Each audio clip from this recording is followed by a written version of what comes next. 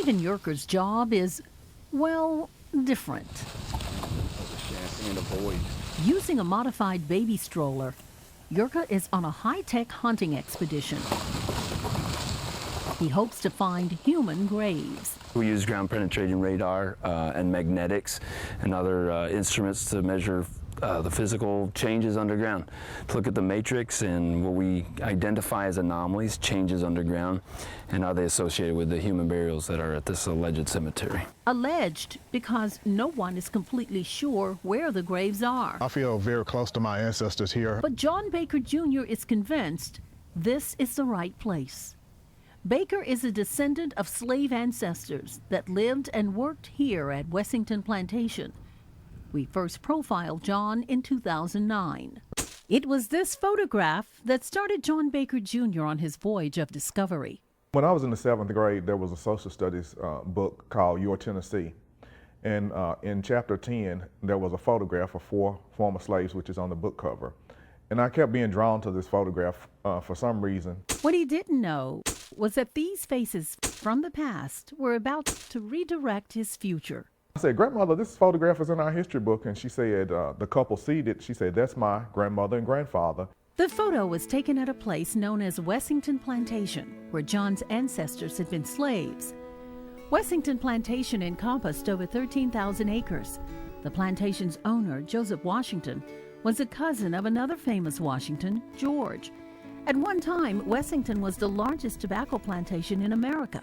It was also home to 250 slaves. Where are you? John Baker has now researched every family line who lived here.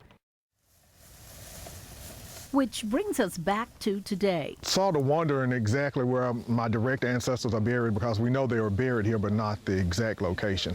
So we're hoping that this will give us an exact number or close to an exact number of the number of individuals that's buried here. The Tennessee State Museum commissioned this search for the slave burials here at Wessington as part of an exhibit the museum is hosting. Finding slave cemeteries is so rare. These usually were developed over because they didn't have markers. The knowledge that they were even there was lost by the early 20th century. The cemeteries that include enslaved people, typically, the stones aren't carved. They're actually chosen field stones a lot of times, and they're set vertically, but to sort of an untrained eye, they don't quite look like headstones or footstones, are the things we typically associate with burials. So that has led to the obscurity of these things. We're so fortunate that here at Wessington there was such a strong community, slave community, that those stories got passed down about where those cemeteries were. So just for the preservation aspect, to preserve a place where these enslaved people lived who helped build the state of Tennessee, that we know where they are, that we can honor them, I think is very important.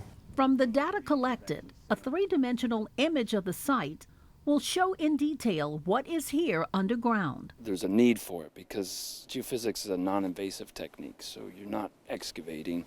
You're looking it's a chance to look underground without disturbing the context. We're hoping to see how many burials are actually in this plot. The burials that we know about have come from a variety of written and oral sources. There's no list that really says exactly who or how many are in the cemetery. This marker identifies who John Baker Jr. believes is buried here. For these ancestors and others who toiled here, it's another chance to tell their story. It sort of puts you along the timeline of everything else in relation to you, and it can really give you a strong sense of place. And that's really what heritage and archaeology is about. This heritage belongs to everybody, and when we can find a sense of place, it means something for identity and who we are as a community, as a region, as Americans.